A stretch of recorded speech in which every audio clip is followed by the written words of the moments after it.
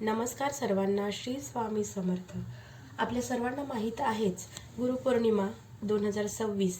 तर येणारी गुरुपौर्णिमा यावर्षी ही 29 जुलै वार बुधवार या दिवशी आली आहे। तर गुरुपौर्णिमेच्या दिवशी आपल्याला आपल्या स्वामी महाराजांना काही सेवा करायच्या असतात। स्वामींच्या गुरुपौर्णिमेच्या चित्त साधून आपल्या बऱ्याच सेवा आपण आता सुद्धा केलेल्या आहे। 11 दिवसाच्या, 21 दिवसाच्या, 7 दिवसाच्या, जशा आपल्याला होईल तशा आपण स्वामींच्या सेवा करण्यासाठी सगळे तत्पर आहेत।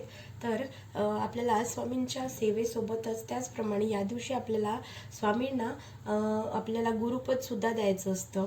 तर त्याचप्रमाणे गुरुपौर्णिमेच्या दिवशी आपल्या गुरूंना प्रसन्न करून घेण्यासाठी आपल्याला काही वस्तू सुद्धा आहे, जे या वस्तू आपल्याला गुरुपौर्णिमेच्या दिवशी आणि गुरुपौर्णिमेपर्यंत आपल्याला आपल्या घरात घेऊन यायचे आहे आणि गुरुपौर्णिमेच्या दिवशी ते महाराजांना आपल्याला अर्पण करायचे आहे।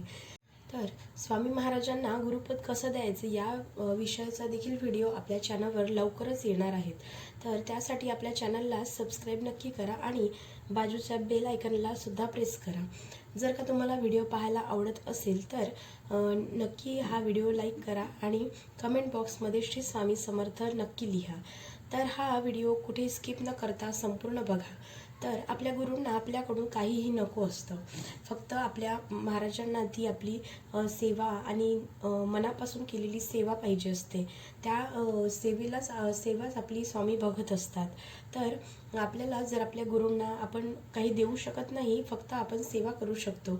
पण आपण जर आपल्या गुरूंना आपल्याला काही द्यायचं असेल तर आपल्या गुरूंना जर का आपल्याला कोणती गुरुदक्षिणा द्यायची असेल तर ती गुरुदक्षिणा म्हणजे सेवाच असते, जी जास्तीत जास्त आपल्याला करायची असते।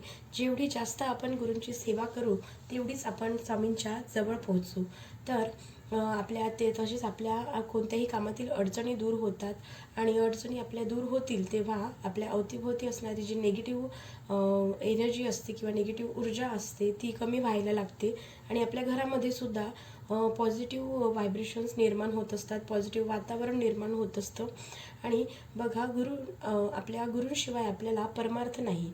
त्यामुळे आपण आपल्या दिवसातला थोडासुद्धा वेळ काढून, कितीही आपलं बिझी शेड्यूल असेल तरी थोडा 5 मिनिट काढून सुद्धा आपल्याला महाराजांची काही ना काहीतरी सेवा आपल्याला करायचीच आहे। रोजच्या नित्यसेवेमध्ये सुद्धा काही नसेल होत तरी आपल्याला कमीत कमी 1 माळ तरी श्री स्वामी समर्थ मंत्राची करायचीच आहे। तर आता बघूया आपण आपल्याला अशा कोणत्या वस्तू आहेत ज्या गुरुपौर्णिमेच्या दिवशी घरी घेऊन यायच्या आहे। आणि सगळ्यात अगोदर म्हणजे तुमच्याकडे जर स्वामी समर्थ महाराजांचा फोटो किंवा मूर्ती नसेल तर तुम्ही या दिवशी ती आवर्जून आपल्या घरामध्ये आणू शकता।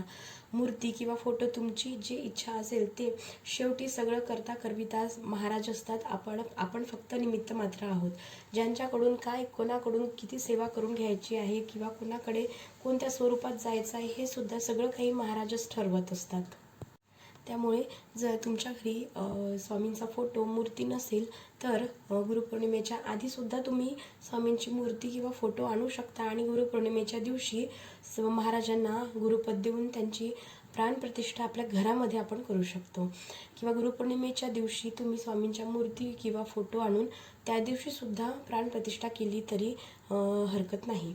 तर आपल्याला स्वामींना गुरुपद द्यायचे असेल तर आपण आदल्या दिवशी स्वामींची मूर्ती किंवा फोटो आणून ठेवा आणि म्हणजे दुसऱ्या दिवशी आपण गुरुपौर्णिमेच्या दिवशी सकाळी लवकर उठून सगळं काही सकाळी आपल्याला छान पूजा वगैरे करता येतं आणि स्वामींना आपल्याला गुरुपद द्यायचं असतं, देता येईल। आणि तर तुम्ही स्वामी समर्थांची मूर्ती किंवा फोटो तुमच्याकडे नक्की घेऊन यायचा आहे। गुरुपौर्णिमा ही आपल्या गुरूंची पौर्णिमा असते। गुरूंबद्दल आपल्याला या दिवशी कृतज्ञता व्यक्त करायची असते आणि पौर्णिमा म्हणजे प्रकाश असते। तर गुरु शिष्याला ज्ञान देतात, तो ज्ञानाचा प्रकाश आपल्यापर्यंत पोहोचावा म्हणून गुरुची प्रार्थना करायचा हा दिवस असतो। आता गुरु म्हणजे ज्ञानाचा सागर आहे। जलाशयात आपलं भरपूर पाणी असतं जलाशयामध्ये, परंतु घागरीने आपली मान खाली केल्याशिवाय म्हणजेच त्या जलाशयाच्या जे काही जल आहे त्याच्यासमोर झुकल्याशिवाय, विनम्र झाल्याशिवाय पाणी मिळू शकत नाही, पाणी त्या घागरीमध्ये भरू शकत नाही। त्याचप्रमाणे गुरुजवळ शिष्याने सुद्धा गुरुच्या चरणाशी नम्र झाल्याशिवाय आपल्याला ज्ञान प्राप्त होणार नाही, हे आपल्या सगळ्यांनी लक्षात ठेवायचे आहे। तर दुसरी वस्तू जी आहे ती म्हणजे हिना अत्तर. तर बघा, स्वामींना हिना अत्तर हे अतिशय प्रिय आहे. स्वामींना हिना अत्तर हे खूप आवडायचं आणि प्रत्येक वेळी स्वामींच्या पूजेमध्ये हिना अत्तर हे असलंच पाहिजे.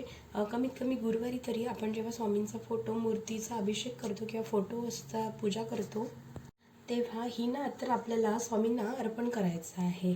आणि नित्यनियमाने जरी स्वामींना आपण हे अत्तर अर्पण केलं तरी अतिउत्तम.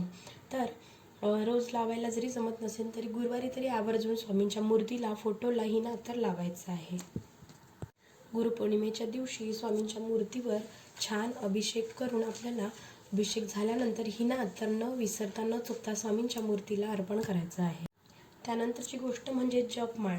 जर तुमच्याकडे जपमाळ नसेल तर गुरुपौर्णिमेच्या दिवशी जपमाळ तुमच्या घरामध्ये घेऊन यायची आहे. आणि जपमाळ ही अशी वस्तू आहे की ती आपल्याला आपल्या देवघरामध्ये नक्कीच ठेवायची आहे आणि त्यावर आपल्याला दररोज जपसुद्धा करायचा आहे. त्यामुळे जर तुमच्याकडे जपमाळ नसेल आतापर्यंत तर या गुरुपौर्णिमेला नक्की जपमाळ तुमच्याकडे घेऊन या. जपमाळसुद्धा वेगवेगळ्या प्रकारची असते. प्रत्येक देवासाठी जपमाळ ही वेगवेगळी असते आणि प्रत्येक देवासाठी त्यांच्या जपमाळेवर आपल्याला जपाची सेवाही करायची असते. आता यानंतर पुढची गोष्ट म्हणजे बघा, तुमच्याकडे जर नित्यसेवेचं पुस्तक नसेल तर तुमच्याकडे म्हणजे त्यामध्ये नित्यसेवेमध्ये जे काही आपण श्री स्वामी चरित्र सारामृताची पोथी असते, त्याचे जे ग्रंथाचे आपण वाचन करत असतो, ते जर तुमच्याकडे जर स्वामी चरित्र सारामृताचा ग्रंथ नसेल तर हा ग्रंथसुद्धा तुम्ही गुरुपौर्णिमेच्या आधी घेऊन येऊ शकता किंवा गुरुपौर्णिमेच्या दिवशीसुद्धा तुम्ही घेऊन येऊ शकता. बघा, तुम्ही जर रोज नित्यसेवा करत नसाल तर या गुरुपौर्णिमेपासून तुम्ही रोज नित्यसेवा करायला सुरुवात करा. बघा, तुम्ही जर का तुमच्या रोजच्या रुटीनमध्ये नित्यसेवा ही करायला सुरुवात केली तर तुमचा जो काही कार्य ते स्वामी त्यांच्या स्वतःच्या खांद्यावर उचलत असतात. स्वामी नेहमी म्हणायचे, जो माझी नित्यनियमाने सेवा करेल त्याचा योगक्षेम मी चालवेल. आणि बघा, तुम्ही जशी जशी तुमची सेवा वाढत जाईल तशी तशी तुम्हाला सेवेचा अनुभवसुद्धा येत जाईल आणि तशी तशी तुमची सेवासुद्धा वाढत जाईल आणि तुमची आणखी सेवा करायची इच्छा तुमच्या मनामध्ये तयार होईल. तसेच तुमचे कर्म जे आहेत ते कर्माचे जे प्रारब्ध आहे ते त्याची तीव्रता फार कमी होत जाईल आणि तुम्हाला येत असणाऱ्या सगळ्या अडचणी, तुम्हाला प्रत्येक कामामध्ये येणारे अडथळे हे हळूहळू कमी व्हायला लागणार. आणि यासाठी तुम्ही या गुरुपौर्णिमेला नित्यसेवेचं पुस्तक आणा आणि स्वामी चरित्र सारामृताची पोथीसुद्धा घेऊन यायची आहे. आणि याचे क्रमशः रोज 3 अध्याय आणि 11 माळी श्री स्वामी समर्थ मंत्राच्या करायच्या आहे. ही नित्यसेवा आपल्याला तुम्ही करत नसाल तर गुरुपौर्णिमेपासून नक्की तुम्ही या सेवेला सुरुवात करा. त्यानंतर गुरुपौर्णिमेच्या दिवशी आपल्याला पिवळे वस्त्र घालून, शक्य असेल तर पिवळे वस्त्र घालूनच गुरुपौर्णिमेची म्हणजेच महाराजांची गुरुपौर्णिमेला आपल्याला पूजा करायची आहे. पिवळा कलर हा जो आहे, पिवळा रंग, तो गुरुग्रहाशी संबंधित असतो आणि गुरूंचा तो आवडता रंग मानला जातो. त्यामुळे पिवळा रंग परिधान करून आपल्याला महाराजांची सेवा करायची आहे, पूजा करायची आहे. त्यामुळे आपल्याला गुरुबळ जे आहे ते स्ट्रॉंग होतं आपलं. त्यामुळे शक्य झाल्यास गुरुपौर्णिमेच्या दिवशी पिवळे वस्त्र घालूनच आपल्याला महाराजांची सेवा करायची आहे. त्यानंतर जर तुमच्याकडे गुरुचरित्र ग्रंथ नसेल आणि तुमची खूप इच्छा असेल गुरुचरित्र ग्रंथाचे पारायण करायची तर, आणि तुमच्या मनामध्ये जर तुमची इच्छा होत असेल की गुरुचरित्र ग्रंथ मी घरी आणावा किंवा तुमच्या मनामध्ये इच्छा होत असेल की मी आणला पाहिजे, मला पारायण करायचं आहे, तर नक्कीच ही महाराजांची इच्छा आहे असं समजावं आणि ग्रंथ तुम्ही नक्कीच या दिवशी घेऊन येऊ शकता. आणि त्याचं पारायण कधी आणि केव्हा आपल्याकडून करून घ्यायचं आहे ते महाराज बरोबर करून घेणारच. त्यामुळे तुमची इच्छा असेल तर गुरुचरित्र ग्रंथ हा तुम्ही गुरुपौर्णिमेच्या दिवशी घरी आणायचा आहे आणि आणून त्या ग्रंथाची आपल्याला गुरुपौर्णिमेच्या दिवशी पूजासुद्धा करायची आहे. तर अशा प्रकारे तुम्हाला यापैकी कोणत्या वस्तू शक्य होईल त्या नक्की तुम्हाला गुरुपौर्णिमेच्या दिवशी आणायच्या आहे. आणि त्यासोबतच आपल्याला गुरुपौर्णिमेच्या दिवशी स्वामींच्या महाराजांच्या सेवासुद्धा करायच्या आहे. सेवेला आपल्याला चुकायचं नाही आहे, कारण तो सगळ्यात मोठा मार्ग आहे जो आपल्याला आपल्या महाराजांच्या जवळ नेणारा आहे. त्यामुळे सेवा नक्की करायची आहे. तर आजचा व्हिडिओ एवढाच. झालेली सेवा स्वामींच्या चरणी रुजू करते. श्री स्वामी समर्थ. जय जय स्वामी समर्थ.